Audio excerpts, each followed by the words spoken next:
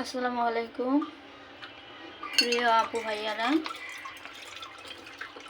আশা করছি তোমরা অনেক ভালো আছো, সুস্থ আছো। আমিও বেশ ভালো আছি আমার পরিবার নিয়ে। এইখানে সেমাই রান্না করব। আগে দুধ আনছিল, ওই দুধটা নষ্ট হয়ে গেছে, মানে ফেটে গেছে। সেই জন্য তোমাদের ভাইয়া আবার 1 লিটার দুধ আনছে। এই 1 লিটার দুধটা এখন জাল করে সেমাই রান্না করে নেব। আর এটার মধ্যে আমি অল্প করে পানি অ্যাড করেছি, কারণ জাল দেওয়ার পর দুধটা আবার শুকিয়ে আগের জায়গায় চলে আসবে। দুধ বলক আসছে, কয়েকটা মশলা দিয়ে দিব। মশলাটা দিয়ে ভালো করে জাল করে নেব।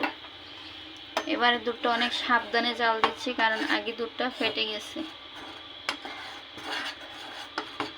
সেই জন্য ভাতের পাতিলে দুধ বসিয়েছি সময়ের জন্য।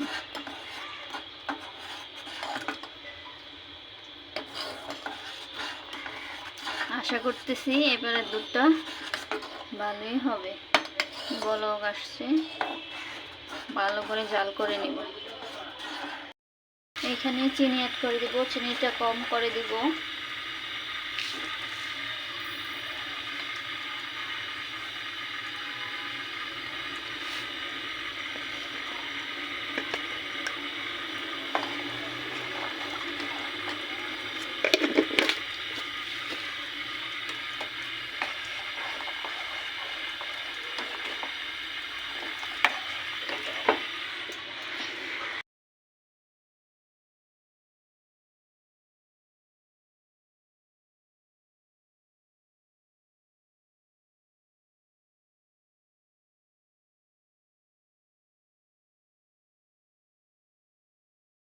এই যে সেমাইয়ের জন্য দুধ জাল করে নিচ্ছি।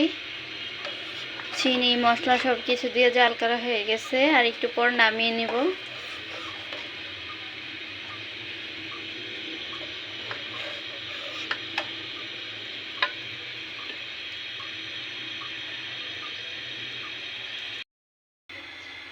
এই তো এখন কিশমিশ দিয়ে সেমাইটা দিয়ে ভালো করে লাড়াচাড়া করে রান্না করে নেব।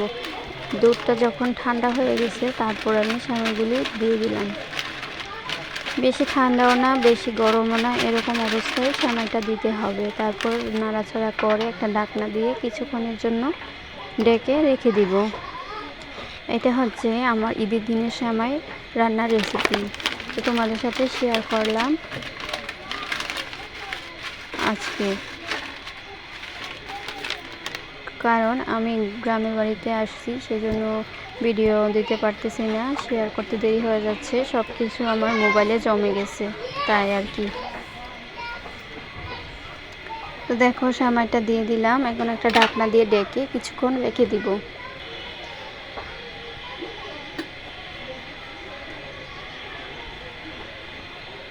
কিছুক্ষণ পর ফিরে আসলাম। দেখো সেমাইটা কত সুন্দর উলুবুনিয়া হয়েছে দেখতে, খেতেও ভীষণ মজা হয়েছিল।